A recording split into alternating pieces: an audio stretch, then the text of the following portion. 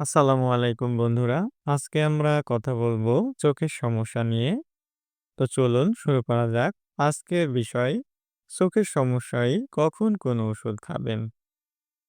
চোখে জ্বালা, চুলকানি, লাল হওয়া কিংবা ঝাপসা দেখা আমাদের অনেকেরই এমন হয়।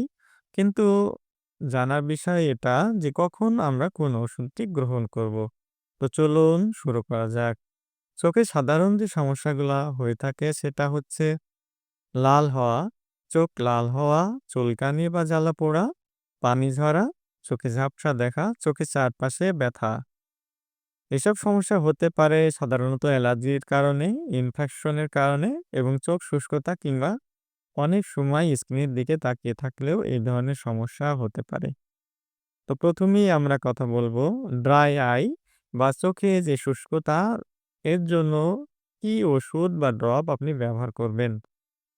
এর জন্য আপনাকে ব্যবহার করতে হবে লুব্রিকেটিং আই ড্রপ যেমন রিফ্রেশ টেয়ার, সাস্টেন।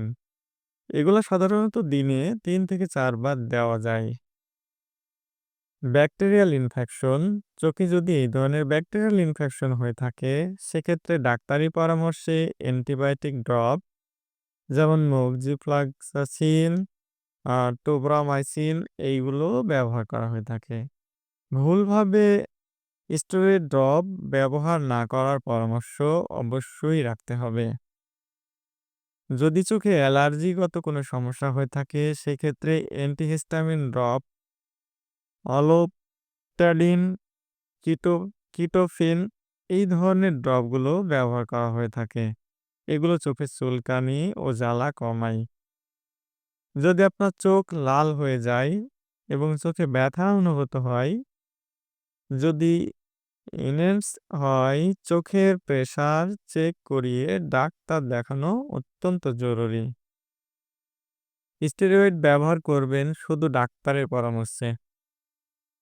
ভুল ওষুধের ব্যবহারে যে সমস্যাগুলো হতে পারে সেগুলো অবশ্যই আপনাদেরকে এড়িয়ে চলতে হবে। অনেক চোখে স্টেরয়েড জাতীয় ড্রপ ব্যবহার করেন, যেমন প্রেডিনসোলোন বা ডেক্সামেথাসোন। এগুলো যদি ভুলভাবে বা বেশি দিন ব্যবহার করেন তাহলে গ্লোকোমা বা চোখের চাপে সমস্যা হয়ে যেতে পারে, যা অন্ধত্বের কারণও হয়ে থাকে অনেক সময়। এখন আমরা কথা বলবো চোখের যত্নে ঘরোয়া কিছু টিপস নিয়ে।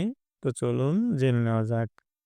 ঠান্ডা পানি দিয়ে দিনে ২ থেকে ৩ বার চোখ ধৌত করতে পারেন, যা আপনার চোখের জন্য পর্যাপ্ত উপকারে আসবে।